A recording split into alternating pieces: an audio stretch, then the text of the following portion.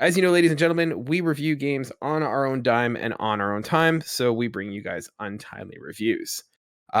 In this edition, I just finished Deathloop, and so Adam, I figure we can kind of talk about it. I'll give you guys a rundown. If you have any questions, let me know. But first of all, let me just come right out and say it: Deathloop is fantastic. If you don't know, you are playing as Cole. You wake up on a beach in sort of this weird island that has like a 1960s vibe. And basically you are trapped in Groundhog's Day. You are in one day on this island that keeps repeating. And so your goal of the game is to sort of figure out why you're there. And you come to learn that in order to sort of end this loop of constantly dying and waking up on the beach, you need to kill 8 targets. Now, it's sort of like a roguelike, and I was talking about this on another podcast. Like, story-wise, you're going through, you're killing these visionaries, and it's got this cool little neat 1960s aesthetic. The characters are really cool. They're really fleshed out. Like, each one is kind of different. The problem with this is like being like a sort of a target assassination game. You don't get a lot of time close up and personal with the antagonist. It's really you and another character by the name of Juliana who's kind of constantly talking with you as you're playing the game. Gameplay wise, I kind of have described it to some people. It is a mixture of Hitman meets Dishonored. So Hitman gameplay with Dishonored sort of character mechanics. So you have 8 targets. You have to sort of pull levers and mechanisms to kind of put targets in certain places at certain times in order to assassinate them. So your goal is you have to kill all 8 targets across 4 different areas of the map at 4 different times, all in 24 hours. So naturally, they're not all going to work out. So you have to kind of move them around and position them so that they all line up to make that to make that lineup to kill them. And so from a gameplay perspective, there's, like I said, 4 sections of the island, 4 times of day. So there is sort of like the dock shipping yard area.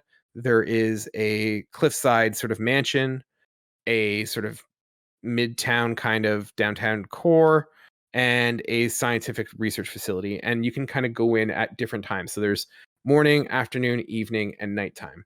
And so the interesting mechanic that they do with this game is that you can go at different times of the day. So if I go to the midtown sort of town center at the afternoon, I will notice that a building has burnt down. Okay, interesting. If I had gone in the morning, that building might not be burnt down, and I can go and see what's going on, and I can either get the information I need and let the place burn down, or I can kind of try and prevent it. So what you do in the game, if you go at certain places at certain times, you'll have different experiences. And so what really captivated me with this game was the idea that like each run kind of was unique, and I'm kind of peeling away layers of an onion. So it's sort of like a puzzle or a mystery.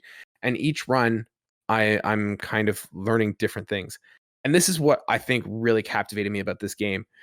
Playing things like Rogue Legacy or Hades, or even like looking at games like Returnal, one of the things I find with that game is that once you've seen or done a run or two, you know what the gameplay is. And I love Hades. You can see my untimely reviews on this channel. I liked Hades, but the thing I felt with Hades compared to Deathloop is that once I've done a couple runs, I know the game, and it's now just a challenge of getting to the end.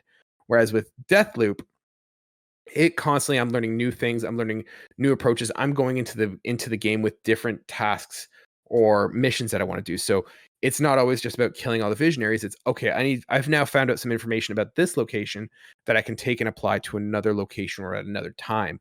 And so I never felt like I was just kind of going through the same cycle over and over. I always had something different to accomplish. And then the mechanics, it feels like Dishonored. So you've got abilities where you can teleport, link up people. So if I kill one, it'll kill 4 or 5 others, force shoot them. It's a really cool way of playing. And so I think the idea of having a game like Hitman, but with Dishonored gameplay mechanics is really neat.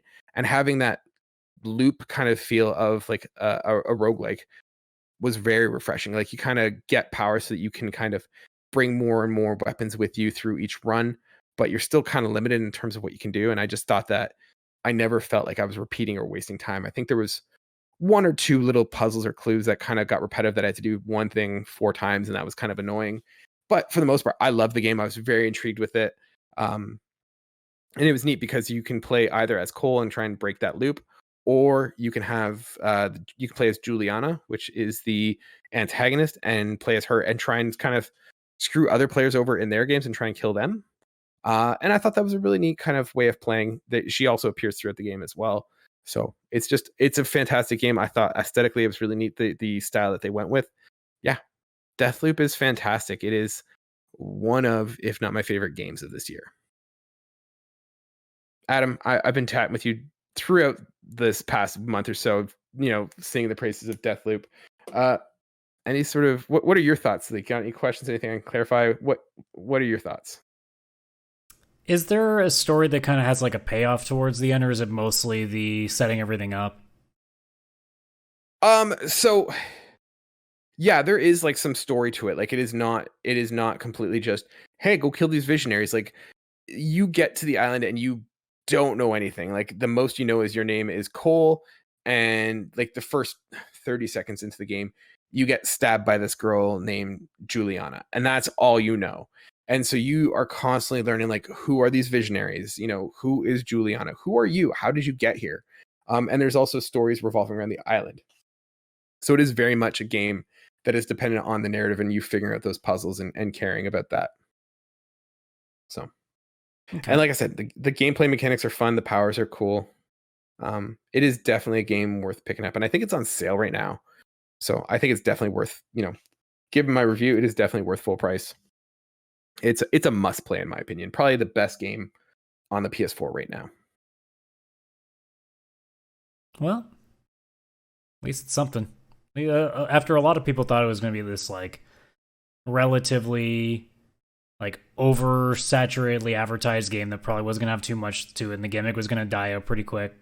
It's nice to see that it ended up actually being, at least critically especially, like a very, very good game. So Oh yeah, like I was one of those people too. I mean, you can check the episodes. I was always like, why the hell are we hearing so much about Deathloop? It's not interesting. It never appealed to me. And I just saw the feedback it was getting from everyone, all the reviewers saying like this game's awesome.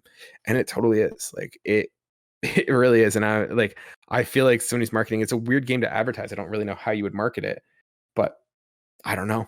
That's not my job as a marketer, but I feel like they weren't really advertising. I mean, they kind of were. They were telling you exactly what that game was, but yeah, it is a game that does something I don't know if any game has ever done, or like I'm sure there is. Don't at me and say like you're wrong, but uh it's something that you don't see very often, especially in that loop sort of roguelike thing. It's a very unique way and a very interesting way of using that mechanic, and it never made the game feel like it was going on and on and on. So yeah, totally recommend. Worth buying at full price. I would go out and get it.